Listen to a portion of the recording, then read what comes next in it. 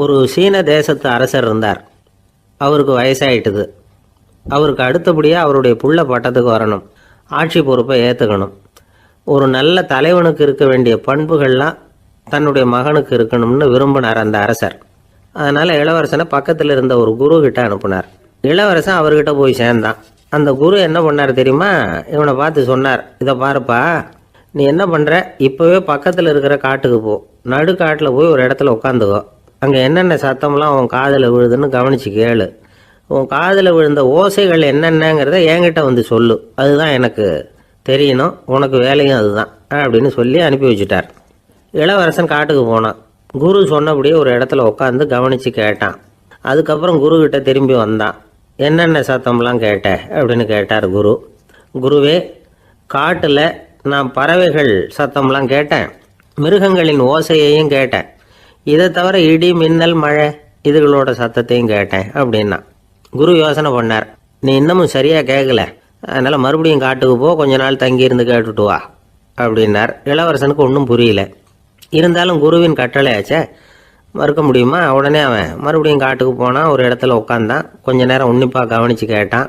சில நாள் கழித்து குருக்கிட்ட திரும்பி வந்தான். குருவே, இந்த தடவை சில துல்லியமான சத்தங்களை எல்லாம் கேட்டான்.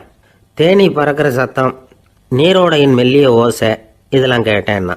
குரு சிரிச்சார். நீ மறுபடியும் காட்டுக்கு போ, இன்னும் சில நாள் அங்கே இரு, முழுமையாக கவனமாக கேட்டுக்கிட்டு வா அப்படின்னு சொல்லி அனுப்பி வச்சுட்டார். இளவரசனுக்கு குழப்பம் அதிகமாயிட்டுது. ஒன்றுமே புரியல. மறுபடியும் காட்டுக்கு போனான். மௌனமாக ஒரு இடத்துல உட்காந்துட்டான். அப்படியே தியானத்தில் ஆழ்ந்துட்டான். சில நாளில் அவனுக்கு இதுவரை கேட்காத ஓசைகள்லாம் கேட்க ஆரம்பிச்சிட்டுது. இதைத்தான் நான் கேட்கணும்னு என்னுடைய குரு எதிர்பார்த்துருக்கிறாருங்கிறத புரிஞ்சுக்கிட்டான். உடனே குரு கிட்ட ஓடனான். குருவே, இந்த தடவை காதுகளுக்கு கேட்க முடியாத சில ஓசைகளை கூட என்னால் உணர முடிஞ்சுது. பூ மலருகிற ஓசை, சூரியனால் பூமி சூடாகிறப்போ எழுகிற ஓசை, காலை பனித்துளி இந்த புல்லுலாம் குடிக்கிற ஓசை, இது எல்லாம் என்னால் நல்லா கேட்க முடிஞ்சுது அப்படின்னா. குருவுக்கு இப்போ தான் திருப்தி ஏற்பட்டு தான். இளவரசனை பார்த்து சொன்னார், இதை பாருப்பா, இப்போ தான் நாட்டை ஆளுகிற தகுதி உனக்கு வந்திருக்குது அப்படின்னு சொல்லி அதுக்கு விளக்கமும் கொடுத்தாராம். எந்த அரசன் தன்னுடைய மக்களின் எதையும் பேசுகிற மௌன மொழியை, மௌன வார்த்தைகளை கேட்குறானோ அவன் தான் ஆள தகுதி உள்ளவன். எந்த அரசன் தன்னுடைய மக்களின் உணர்ச்சிகளை உண்மையாக உணர்றானோ அவன் தான் முதன்மையான அரசன். போலி வார்த்தைகளை மட்டும் கேட்டுட்டு பல மௌன ராகங்களை காதில் வாங்கிக்காதவன் அரசனே இல்லை. எந்த நாட்டில் எப்போ ஒரு அரசன் தன்னுடைய மக்களின் உணர்ச்சிகளை கேட்க மறுக்கிறானோ அன்னையிலேருந்தே அந்த நாடு அழிய தொடங்குது அப்படின்னு அர்த்தம். இதுதான் அந்த குரு இளவரசனுக்கு போதிச்சது. வாயால் பேசுகிறத மட்டும் கேட்டு ஏமாறக்கூடாது, உணர்ச்சிகளையும் கேட்கறதுல தான் மனப்பக்குவம் உண்டாகும். மக்கள் உணர்ச்சிகளை புரிந்து கொள்ளாத அரசர்கள் நீடிச்சிருக்க முடியாது. அது மாதிரி நாடுகளில் அடிக்கடி குழப்பம் தான் உண்டாகும். அப்படி இருந்தால் அடிக்கடி ஆட்சி மாறிக்கிட்டு இருக்கும். அப்படிப்பட்ட ஒரு தேசம், அங்கே ஒரு சிறைச்சாலையில் 3 கைதிகள் பேசிக்கிட்டு இருந்தாங்க. ஒருத்தன் சொன்னான், நான் இந்த நாட்டு ராஜாவை எதிர்த்து பேசிக்கிட்டு இருந்தேன், அதனால் என்னை பிடிச்சி கொண்டாந்து இங்கே போட்டுட்டாங்க அப்படின்னா ஒருத்தன். இன்னொருத்தன் சொன்னான், நான் இந்த நாட்டு ராஜாவை ஆதரித்து பேசிக்கிட்டு இருந்தேன், அதனால் என்னை பிடிச்சி கொண்டாந்து இங்கே தள்ளிவிட்டாங்க அப்படின்னா. அது சரி, நீ என்ன தப்பு பண்ண அப்படின்னு சொல்லி 3வது ஆளை பார்த்து இவங்க கேட்டாங்க. அதுக்கு அந்த ஆள் சொல்கிறான், நான் தான் இந்த நாட்டு ராஜா அப்படின்னா. இந்த உலகத்தில் உண்மையாகவே வேதாந்தம் பேசுகிறவங்களும் உண்டு, உள்ளுக்குள்ளே வேற மாதிரி இருந்துக்கிட்டு வெளியில் வேதாந்தம் பேசுகிறவங்களும் உண்டு. ஒரு ஆள் இருந்தார். அவரும் ஒரு கடை வச்சு வியாபாரம் பண்ணிக்கிட்டு இருந்தார். மகா கஞ்சன், யாருக்கும் எந்த உதவியும் செய்ய மாட்டார். எச்சில் கையென்ன ஈர கையை கூட உதற மாட்டார். அப்படிப்பட்ட மனுஷன். அந்த ஊருக்கு ஒரு முனிவர் வந்துக்கிட்டு இருந்தார். வருஷத்துக்கு ஒரு தடவை வருவார். ஒரு நாள் 2 நாள் இருப்பார், அப்புறம் போயிடுவார். அந்த முனிவர் வர்றப்போலாம் இந்த ஆள் எழுந்திரிச்சு ஓடி போய் அவரை வரவேற்பான். ரொம்ப பெரிய வேதாந்தி மாதிரி அவர்கிட்ட பேசிக்கிட்டு இருப்பான்.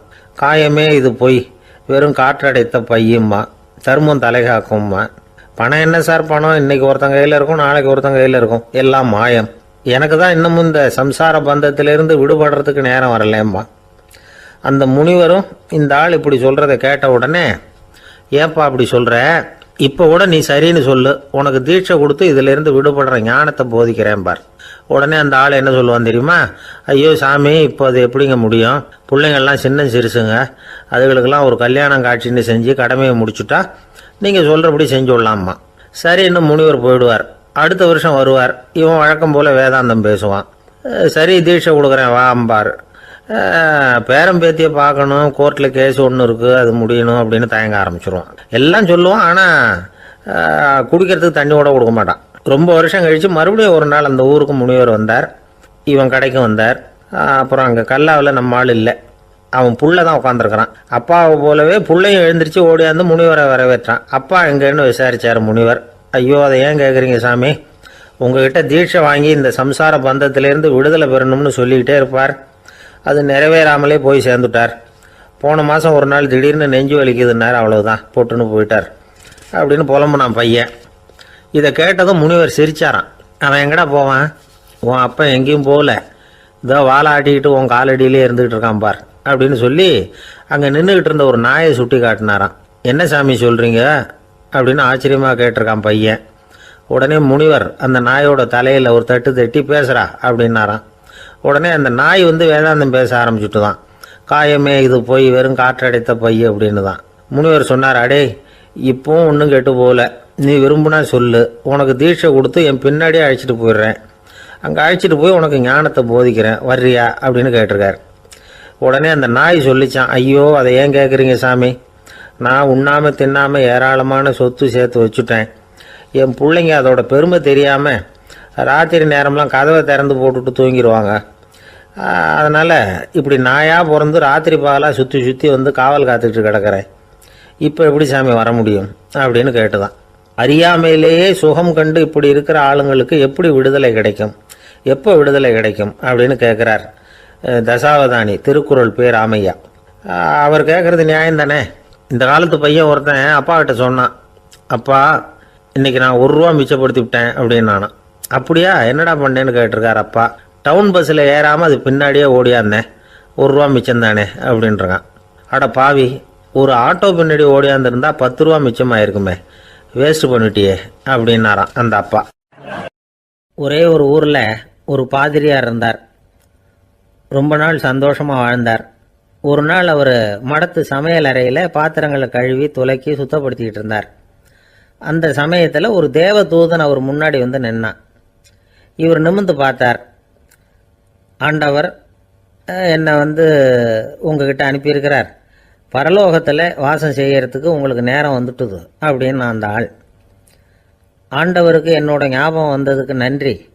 ஆனாலும் இப்போ இங்கே நீயே பாரு, எவ்வளவு பாண்டங்கள் பாக்கி இருக்கு, இவ்வளவையும் நான் சுத்தப்படுத்த வேண்டியிருக்கு.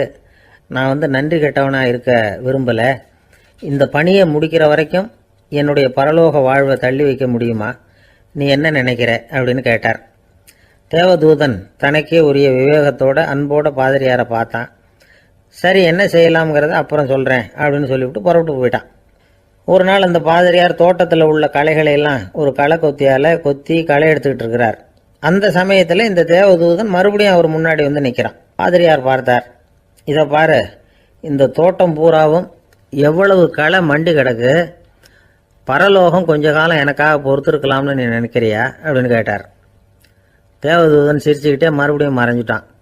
மறுபடியும் அவர் களை எடுக்கிறது, தானிய களஞ்சியத்துக்கு வர்ணம் பூசுறது, இப்படிப்பட்ட வேலைகளில் ஈடுபட்டிருக்கார். இன்னொரு நாள் ஒரு மருத்துவமனையில் நோயாளிகளை கவனிச்சுக்கிட்டு ரொம்ப தீவிரமாக இருக்கிறார் அந்த பாதிரியார். ஒரு நோயாளியோட தாகத்துக்கு தண்ணீர் கொடுத்துட்டு நிமிர்ந்து பார்க்குறப்போ தேவதூதன் மறுபடியும் அவர் முன்னாடி நிற்கிறான். இந்த தடவை பாதிரியார் தன்னலமற்றவராக பேரன்பை காட்டக்கூடிய வகையில் தன்னுடைய 2 கைகளையும் உயர்த்தியபடி தேவதூதனின் கவனத்தை பிணியால் வாடக்கூடிய நோயாளிகளின் பக்கம் திருப்பினாராம். தேவதூதன் ஒன்றும் சொல்லலை, மறைஞ்சிட்டான். அன்னைக்கு சாயந்தரம் பாதிரியார் மடத்தில் உள்ள தன்னுடைய அறைக்கு போய் இளைப்பாறினார். யோசித்து பார்த்தார். தேவதூதனையும் தேவதூதனின் விருப்பத்தையும் பல நாள் தள்ளி போட்டு வந்ததையும் அவர் ரொம்ப நினச்சி பார்த்தார். திடீர்னு தான் முதுமை அடைகிறதையும் சோர்வு அடைகிறதையும் உணர்ந்தார். ஆண்டவரை நினச்சார். ஆண்டவரே, உம்முடைய தூதனை மறுபடியும் என்கிட்ட அனுப்புனா நான் சந்திக்கிறதுக்கு ஆவலாக இருக்கேன் அப்படின்னு சொல்கிறப்பவே தேவதூதன் பக்கத்தில் நின்னான். பாதிரியார் நிமிர்ந்து பார்த்தார். நீ இப்போவே என்னை அழைச்சிக்கிட்டு போக விரும்பினா நான் பரலோகத்துக்கு வர்றதுக்கு தயாராக இருக்கேன்னார். தேவதூதன் அந்த பாதிரியாரை அன்போடவும் விவேகத்தோடவும் பார்த்து, நீங்கள் என் கூட பரலோகத்துக்கு வர்ற தயாராக இருக்கிறதா சொல்கிறீங்க, ஆனால் நீங்கள் இது வரைக்கும் வேறு எங்கே இருந்ததா நினைக்கிறீங்க அப்படின்னு.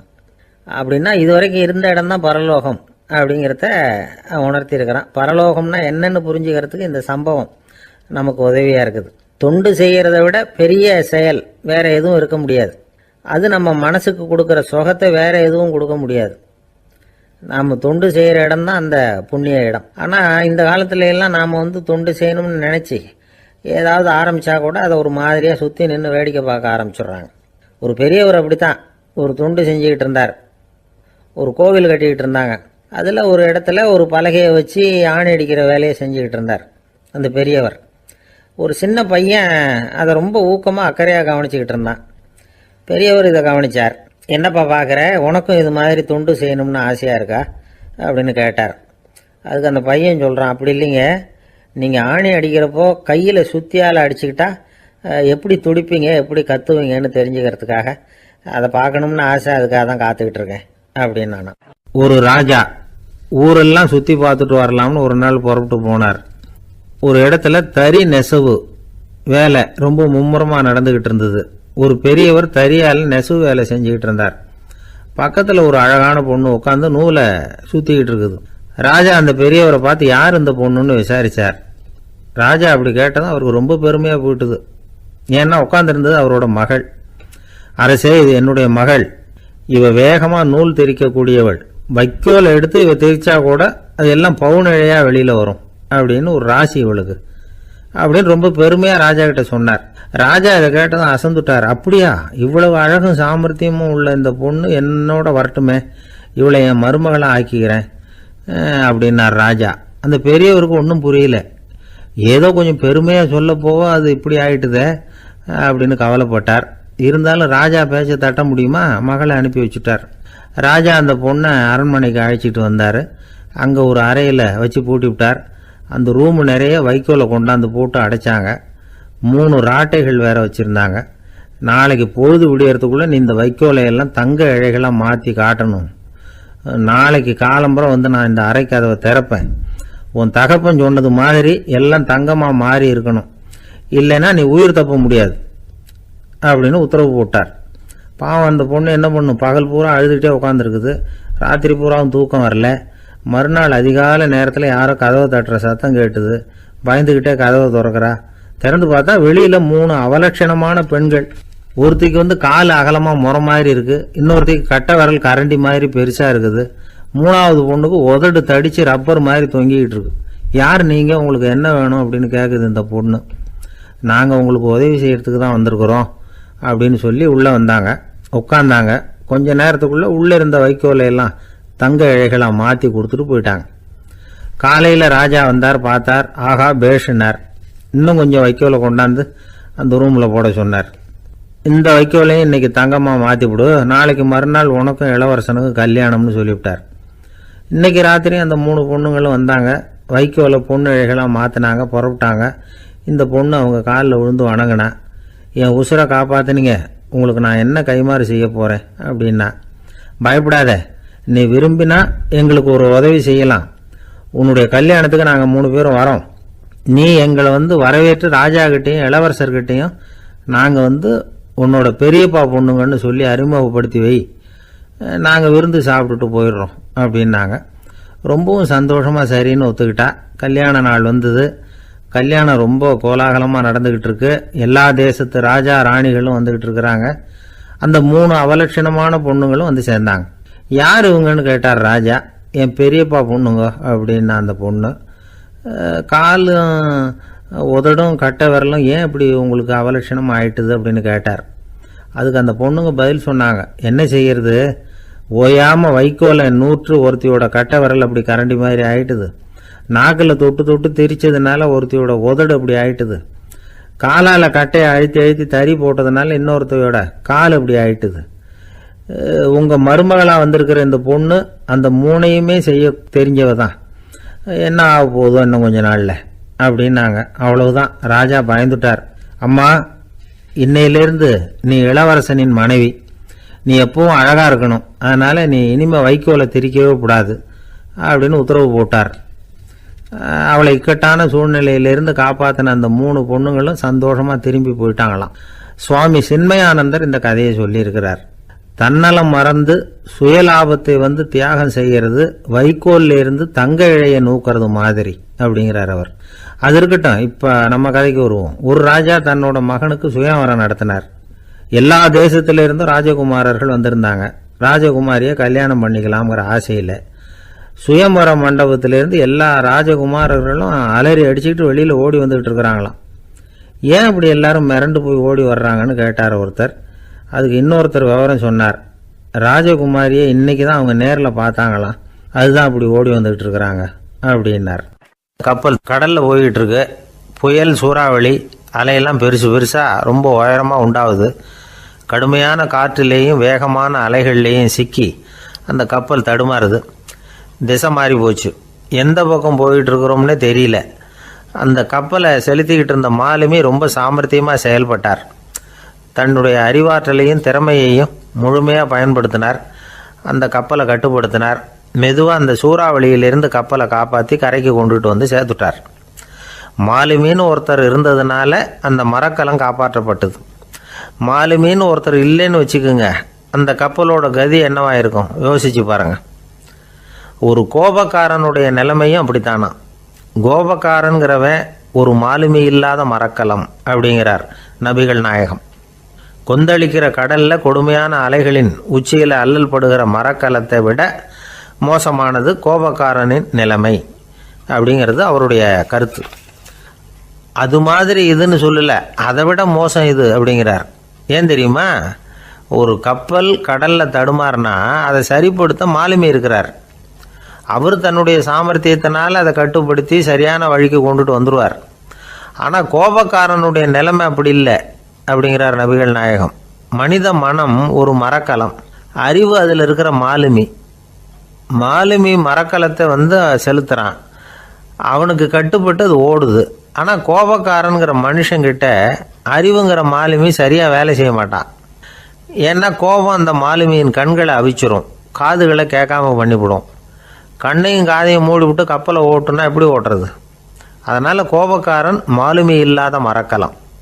இடி மின்னலில் மாட்டிக்கிட்டு கஷ்டப்படுற கப்பல் மாதிரி கஷ்டப்படுறான்.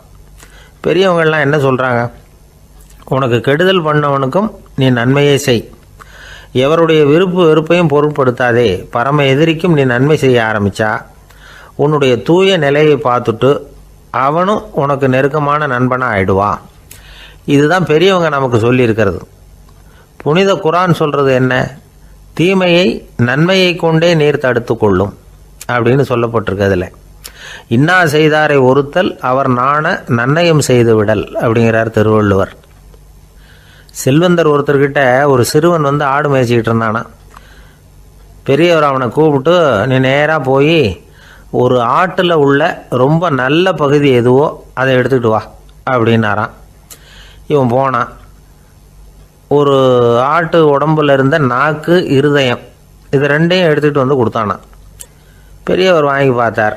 அதுக்கப்புறம் இப்போ நீ போய் இன்னொரு ஆட்டில் இருக்கிற ரொம்ப கெட்ட பகுதி எதுவோ அதை எடுத்துகிட்டு வா அப்படின்னாரான். இவன் போய் எடுத்துகிட்டு வந்தான். அவன் கையில் இருந்தது மறுபடியும் அதே மாதிரி நாக்கு, இருதயம், இது ரெண்டும் தான். என்னது இப்பவும் அதையே கொண்டுட்டு வந்திருக்கிற அப்படின்னாரான் பெரியவர். இவன் சொன்னானா, ஒரு உடம்புல உள்ள ரொம்ப நல்ல பொருளும் இதுதான், ரொம்ப கெட்ட பொருளும் இதுதான் அப்படின்னானா. இளம் வயசில் இப்படி பதில் சொன்னவர் தான் பேரறிஞர் லுக்மானுல் ஹக்கீம் அவர்கள். கோபப்படாமல் இருந்தால் இது ரெண்டும் நல்லா வேலை செய்யும், கோபப்பட்டால் இது ரெண்டும் மோசமாக வேலை செய்யும். அதை புரிஞ்சுக்கிறதுக்காகத்தான் இன்றைக்கி இந்த தகவல். கோபம் வந்துட்டால் நாம் என்ன செய்கிறோங்கிறது நமக்கே தெரியாது. ஒருத்தர் டாக்டர்கிட்ட போனார் அவசரமாக. டாக்டர், எனக்கு இப்போ கடுமையான கோப வெறி, எனக்கு கண்ணு மண்ணு ஒன்றும் புரியல, உடனடியாக அதை கட்டுப்படுத்தணும், உடனே இதுக்கு ஏதாவது ஒரு மாத்திரை கொடுங்க ப்ளீஸ் அப்படின்னார். அந்த டாக்டரும் உடனே ஒரு மாத்திரையை கொடுத்து, இதை உடனே போடுங்க, நான் தண்ணி கொண்டுகிட்டு வரேன்னு உள்ளே போனார். தண்ணியோடு திரும்பி வந்தார். இவர் சொன்னார், டாக்டர், நீங்கள் கொடுத்த மாத்திரை ரொம்ப பெருசாக இருந்தது, இருந்தாலும் கஷ்டப்பட்டு முழுங்கிட்டேன்னார். டாக்டர் சந்தேகத்தோடு மேசையை பார்க்குறார். பார்த்தா மாத்திரை அங்கேயே இருக்குது, பேப்பர் வெயிட்டை காணலை. வாழ்க்கையில் சில சந்தர்ப்பங்களில் நாம் சில அவமானங்களை சந்திச்சே தீர வேண்டியிருக்கு. என்ன பண்ணுறது, காலம் அப்படி. அவமானப்படுறவங்க உடனே அடங்கி போயிடுறது தான் உலக வழக்கம். அவமானப்பட்டால் உடனே சீறி எழறவங்களும் உண்டு. ஆனால் அதையே ஒரு சவாலாக எடுத்துக்கிட்டு முன்னுக்கு வர்றவங்களும் சில பேர் இருக்கிறாங்க. அவங்க ரொம்ப அபூர்வம். இன்றைக்கி மனோதத்துவ நிபுணர்கள்லாம் என்ன சொல்கிறாங்க தெரியுமா? அவமானப்பட்டுட்டா உடனே அடங்கி போயிடக்கூடாதான். அதையே ஒரு சவாலாக எடுத்துக்கிட்டு மனசில் ஒரு வைராக்கியத்தோடு முயற்சி பண்ணினா வாழ்க்கையில் எல்லாரும் முன்னேறலாமா. அவமானங்கிறத நாம் வைராக்கியமாக மாற்றிக்கணும். அதுதான் வெற்றிக்கு வழி. ராமர் இந்த பூமியில் பிறந்ததே ஒரு வைராக்கியத்தினால தான் சார் அப்படின்னார் ஒருத்தர். எப்படிங்க அது அப்படின்னு கேட்டேன். அவர் சொன்னார், தசரதருக்கு ராமர் குழந்தையாக பிறக்கணும், அப்போ தான் இங்கே இருக்கிற கஷ்டங்கள்லாம் நீங்கும் அப்படின்னு சர்வ லோகமும் எதிர்பார்த்துக்கிட்டு இருக்குது. ஆனால் அவர் எப்போ பிறப்பார் அப்படின்னு யாருக்கும் தெரியல. அந்த காரியம் சீக்கிரம் நடக்கணுமே, அதுக்கு என்ன பண்ணுறது? நாரதர் வந்தார் ஒரு நாள் தசரதரை தேடி. தசரதா, உனக்கு ஒரு செய்தி தெரியுமான்னு ஆரம்பித்தார். அவர் எப்பவும் இப்படித்தானே ஆரம்பிக்கிறது வழக்கம். என்ன விஷயம்னு கேட்டார் தசரதர். தசரதா, நீ அடிக்கடி உன்னோட தேரில் ஏறிக்கிட்டு தேவலோகத்துக்கு போகிற, அங்கே போகிற வர்ற எல்லாம் பண்ணிகிட்ருக்க, எல்லாம் சரி. தேவலோகத்துலேயும் உன்னை நல்லபடியாக தான் வரவேற்கிறாங்க.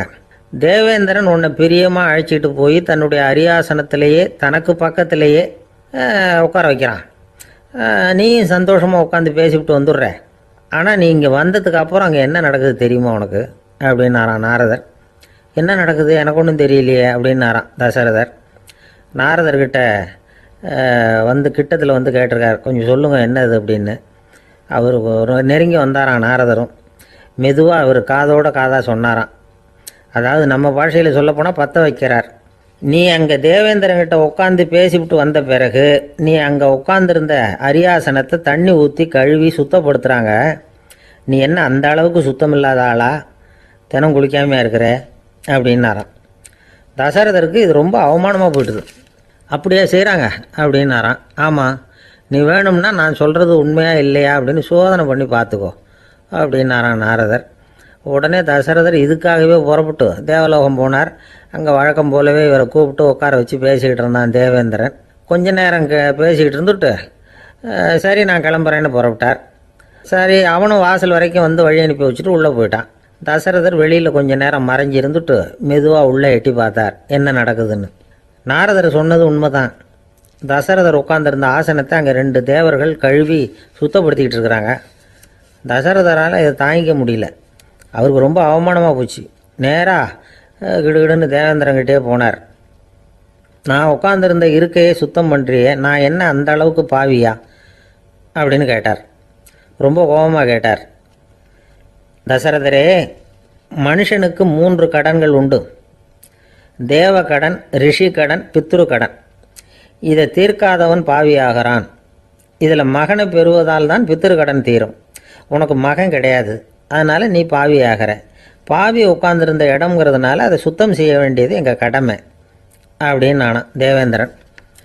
இந்த இடத்துல தசரதருக்கு ஏற்பட்ட அவமானம் ஒரு வைராக்கியமாக மாறிச்சு. தேவேந்திரனே கேட்டுக்கோ, ஒரு மகனை பெற்ற பிறகு தான் இந்த சபையில் மறுபடியும் அடி எடுத்து வைப்பேன் அப்படின்னு சொல்லிவிட்டு போயிட்டாரான். போய் புத்திர காமேஷ் யாகம் பண்ணார். புத்திரர்கள் பிறந்தார்கள். இந்த கதையில் உள்ள கருத்து என்னென்னா, தேவேந்திரன் தசரதரை அப்படி அவமானப்படுத்தலைன்னா அவருக்கு இப்படி ஒரு வைராக்கியம் பிறந்திருக்குமா? யோசிச்சு பார்க்கணும். நமக்கு ஏற்படுகிற சில அவமானங்களையும் வைராக்கியமாக மாற்றிக்குவோம். அப்படி மாற்றிக்கிட்டோம்னா வாழ்க்கையில் முன்னேறலாம். நம்ம ஆளுங்க சில பேர் அவமானத்தை வைராக்கியமாக மாற்றிக்கிறது எப்படி தெரியுமா? நம்மக்கிட்ட ஒரு பையன் சொன்னான், எங்கள் அப்பா என்னை எல்லாருக்கும் முன்னாடி வச்சு திட்டிவிட்டார், பொறுப்பு இல்லாமல் ஊர் சுற்றுறேன்னு சொல்லி அவமானப்படுத்தி விட்டார். இனிமேல் நீ என் முகத்திலேயே முழிக்காதரா போடான்னு வேற சொல்லிவிட்டார். எனக்கு ரோஷம் வந்துட்டுது. அந்த அவமானத்தை வைராக்கியமாக மாற்றிக்கிட்டேன். அன்னையிலேருந்து அவர் முகத்திலேயே முழிக்கிறது இல்லை அப்படின்னா. அப்படியான்னு கேட்டோம். ஆமாங்க, அவர் வீட்டில் இல்லாத நேரமாக பார்த்து உள்ள சமையல் கட்டுக்கு போய் சாப்பிட்டுட்டு நைஸாக வெளியில் வந்துடுவேன் அப்படிங்கிறான் அவன். அசோக மன்னர் வந்துகிட்டு இருக்கார். அவருடைய ஆலோசகர்கள் எல்லாம் பக்கத்தில் வந்துகிட்டு இருக்கிறாங்க. அந்த சமயத்தில் எதிரில் ஒரு புத்த பிக்ஷு வர்றார். அசோகர் பார்க்குறார். ஓடி போய் அவர் காலில் விழுந்து வணங்குறார். அசோக மன்னரின் தலை அந்த புத்த துறவியின் பாதத்தில் பட்டுக்கிட்டு இருக்கு. பக்கத்தில் நின்றுகிட்டு இருந்த அமைச்சருக்கு இது ரொம்ப சங்கடமாக போச்சு. ரொம்ப வருத்தப்பட்டார். நம்ம அசோக சக்கரவர்த்தி எப்பேற்பட்டவர், அவரோட தலை ஒரு சன்னியாசியின் பாதத்தில் படுறதா அப்படின்னு நினைச்சு ரொம்ப கவலைப்பட்டார். அரண்மனைக்கு திரும்பினதும் அமைச்சர் மெதுவா ஆரம்பிச்சார். அரசே, எனக்கு ரொம்ப வருத்தமா இருக்குது அப்படின்னார். எதுக்குன்னார் மன்னர். அசோக சக்கரவர்த்தியின் தலை, அதாவது அந்த சிரம், ரொம்ப மதிப்புமிக்க ஒன்று. அது ஒரு சன்னியாசியின் காலில் படலாமா அப்படின்னார். அசோகர் பதில் சொல்லல, சிரிச்சார், போயிட்டார். அதுக்கப்புறம் ஒரு சரியான சந்தர்ப்பத்துக்காக காத்துக்கிட்டு இருந்தார். ஒரு நாள் அமைச்சரை கூப்பிட்டார். எனக்கு 3 தலைகள் வேணும் அப்படின்னார். சொல்லுங்க, கொண்டுகிட்டு வரேன் அப்படின்னார் அமைச்சர். அசோகர் சொன்னார், முதல்ல எனக்கு தேவையானது ஒரு ஆட்டின் தலை, 2வது ஒரு புலியின் தலை, 3வது ஒரு மனிதனின் தலை. இதுதான் அசோகர் கேட்டது. எங்க இருந்தாலும் கொண்டு வாங்கன்னார். அமைச்சர் புறப்பட்டார்.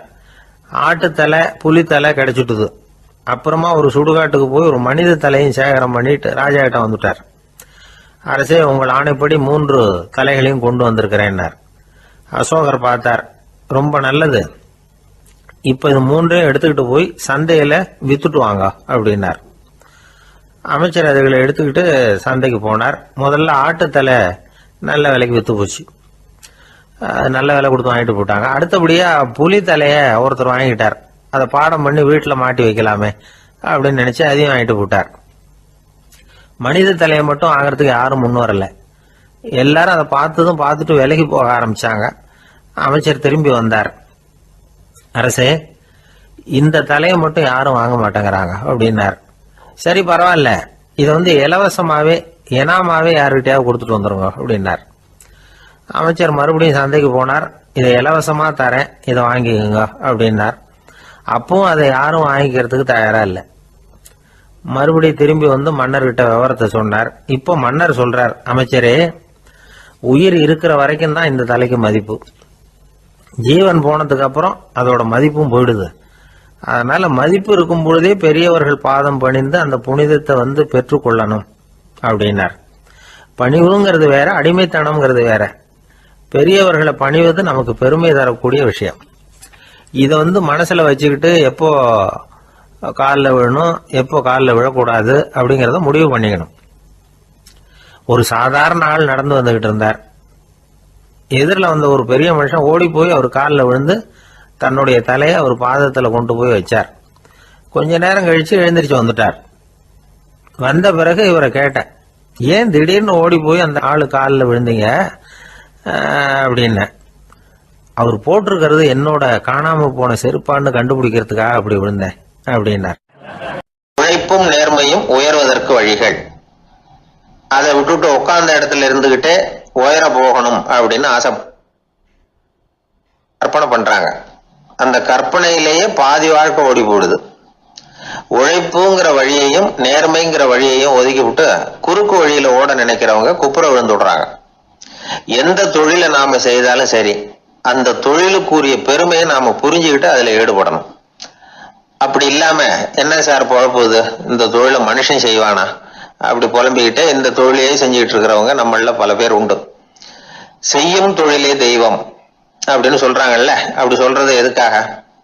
அந்த அளவுக்கு அதுல ஒரு ஈடுபாடு வேணுங்கிறதுக்காகத்தான். ஒரு பெரிய மலைப்பகுதி, அந்த மலை அடிவாரத்துல ஒரு சிற்பி உட்காந்து ஒரு சிலையை வடிச்சுக்கிட்டு இருக்கிறான். கையில ஒரு சின்ன உளிய வச்சுக்கிட்டு ஒரு பெரிய கருங்கல் பாறையை கொஞ்சம் கொஞ்சமா உடைச்சுக்கிட்டு இருக்கான். ஒரு சிற்பத்தை வடிக்கிறதுங்கிறது அவ்வளவு உன்னதமான ஒரு தொழிலா? எல்லாராலையும் முடியுமா அது? அப்படி இருந்தும் அந்த சிற்பிக்கு மன நிறைவில்லை.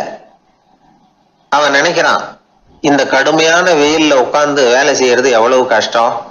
நாம ஒரு சிற்பியா இருக்கிறதுனால தானே சூரியன் கடுமையான வெப்ப கதிர்களை நம்ம மேல வீசுறான். நாமளே அந்த சூரியனா இருந்துட்டா இந்த கஷ்டம் இருக்காதே. நம்மளை கஷ்டப்படுத்துறவன் நம்மளோட வலிமை உள்ளவன், அதனால நாம அவனா மாறி விடுறதுதான் நல்லது அப்படின்னு அந்த சிற்பி யோசனை பண்ணான். அவன் எண்ணம் உடனே நிறைவேறிட்டுது. இயற்கைங்கிற மாபெரும் சக்தி அவனை ஒரு சூரியனா மாத்தி விட்டது. சிற்பி இப்போ ஒரு சூரியனா மாறினான். இனிமே இந்த உலகத்துல நம்மளோட வலிமை உள்ளவன் வேற யாரும் கிடையாது அப்படின்னு நினைக்க ஆரம்பிச்சுட்டான். அவனுக்கு மகிழ்ச்சியா இருந்தது. அந்த மகிழ்ச்சி அதிக நேரம் நீடிக்கல. ஏன்னா கொஞ்ச நேரத்துல ஆகாயத்துல கரிய மழை மேகங்கள் அப்படியே சூழ்ந்து வந்தது. சூழ்ந்து வந்த மேகங்கள் சூரியனை மறைக்க ஆரம்பிச்சது. இப்போ சூரியனா இருந்த அந்த சிற்பி நினைச்சு பாக்குறான், என்ன இது என்னையே இந்த மேகம் மூடி மறைக்குதுன்னா அது என்னை விட பெரிய ஆளா தான் இருக்கணும். அதனால இனிமே நாம சூரியனா இருக்கக்கூடாது, நாம மேகமா தான் இருக்கணும், அதுதான் கௌரவம் அப்படின்னு நினைக்க ஆரம்பிச்சிட்டான். இப்பவும் பாருங்க, இயற்கை அவனுடைய ஆசையை நிறைவேற்றி வச்சது. சூரியனா இருந்த சிற்பி மேகமா மாறினான். வான வீதியில அப்படியே உல்லாசமா வர ஆரம்பிச்சான். அந்த உல்லாசமும் அதிக நேரம் நீடிக்கல. எதிரில பார்த்தா பிரம்மாண்டமான மலைகள் வழியை அடைச்சிட்டு நிக்குது. வேகமா வந்த மேகம் மலையில மோதிக்கிட்டுது. அந்த மலையை தாண்டி அப்பால செல்ல முடியல. இப்போ அந்த மேகம் நினைக்குது, நாம எந்த தடையும் இல்லாம அந்தரத்துல மிதந்து வர்றோம், நம்மையே போக விடாம தடுக்குதுன்னா அந்த மலைக்கு எப்பேற்பட்ட வலிமை இருக்கணும். இனிமேலும் நாம மேகமா இருந்து பிரயோஜனம் இல்ல, இருந்தா மலையா இருக்கணும், அதுதான் பெருமை அப்படின்னு நினைக்க ஆரம்பிச்சான். இப்பவும் பாருங்க, இயற்கை அவனுடைய ஆசையை நிறைவேற்றி வச்சது. மேகமா இருந்த சிற்பி மலையா மாறினான். பெரிய மலை பூமிக்கும் வானத்துக்குமா நின்றுகிட்டு இருக்கு. இனிமே நமக்கு எந்த கவலை இல்லை அப்படின்னு நினைச்சது அந்த மலை. இப்படி நினைச்சுக்கிட்டு இருந்த வேளையில அந்த மலையோட காலடியில அடிவாரத்துல ஏதோ சத்தம் கேட்டுது. என்ன சத்தம் இது அப்படின்னு சொல்லி அந்த மலை மெதுவா குனிஞ்சு பார்த்துதான். பார்த்தா அங்க ஒரு மனுஷன் தன்னுடைய கையில உளிய வச்சுக்கிட்டு மலையை கொத்திக்கிட்டு இருக்கிறான். ஏதோ ஒரு சிற்பத்தை வடிக்கிறதுக்காக அவன் முயற்சி பண்ணிட்டு இருக்கிறான். இப்போ அந்த மலை நினைச்சுதான், மலையே ஒருத்தன் உடைக்கிறான்னா அவன் எப்பேற்பட்ட வலிமை உள்ளவனா இருக்கணும். இனிமேலும் மலையா இருந்து பிரயோஜனம் இல்ல, மனுஷனா மாறணும், அதுதான் சரி அப்படின்னு நினைச்சுதான். அந்த வினாடியே அந்த மலை ஒரு மனுஷனா மாறிச்சு. அவன் கையில ஒரு உளி, பழையபடியே ஒரு கருங்கல் பாறையை கொத்த ஆரம்பிச்சான். அந்த ஆள் பழைய நிலைமைக்கு வந்துட்டான். இந்த கதையிலிருந்து நாம தெரிஞ்சுக்க வேண்டியது என்னன்னா, தன்னுடைய உண்மையான பலம் என்னங்கிறது தெரியாமலே தாவி தாவி தடுமாறிக்கிட்டு இருக்கிறான் மனுஷன் அப்படிங்கிறது தான். இனிமேலாவது அதை புரிஞ்சுக்கணும், புரிஞ்சுக்கிட்டு புறப்படணும் வாழ்க்கையில வெற்றி பெறறதுக்கு. ஒரு குடும்ப தலைவருக்கு விபரீதமா ஒரு ஆசை வந்துதான். அதாவது ஒரு நாள் பூராவும் புடவை கட்டிக்கிட்டு மனைவி செய்கிற வீட்டு வேலைகள், சமையல் வேலைகள் எல்லாத்தையும் தானே செய்யணும், மனைவிக்கு ஆண் வேஷம் போட்டு ஆபீஸுக்கு அனுப்பி வச்சுடணும் அப்படின்னு ஆசைப்பட்டான். இதுதான் அந்த ஆசை. அதே மாதிரி செஞ்சான். பெண் வேஷத்துல சமையல் பண்ணிட்டு இருந்தான். இருட்டி விட்டுது. இந்த சமயத்துல வாசல் கதவு தட்டப்படுற சத்தம் கேட்டுது. ஓடி போய் திறந்தான். பக்கத்து வீட்டு அம்மா கிடுகிடுன்னு உள்ள வந்துட்டாங்க, காப்பி பொடியோ ஏதோ வாங்கறதுக்கு. இவன் பயந்து போய், கமலாம்மா, நான் சுசீலா இல்ல, சுசீலாவோட புருஷன், பெண் வேஷத்துல இருக்கிறேன், சும்மா ஒரு சேஞ்சுக்காக அப்படின்னா. உடனே அந்த அம்மா கிட்ட பயப்படாத, நானும் கமலா இல்ல, கமலாவோட புருஷன், இதுவும் சும்மா ஒரு சேஞ்சுக்காகத்தான் அப்படின்னு. இப்படி வாழ்க்கைய விபரீதமா நினைச்சுக்கிட்டு வேற வேற கற்பனைகள்ல வீணாக்கிக்கிட்டு இருக்கிறவங்க தான் ரொம்ப அதிகம். நாம அதுவா மாறணும்னு நினைக்கிறது தப்பு, நாம இருக்கணும் அப்படின்னு நினைக்கிறது தான் உண்மை, அதுதான் சரி. அந்த சிற்பி என்னென்னோ கற்பனை பண்ணி கடைசியில மறுபடியும் சிற்பியாகவே சேர்ந்தான் பாருங்க. அதனால நம்முடைய உண்மையான பலம் என்ன அப்படிங்கறத தெரிஞ்சுக்கிட்டு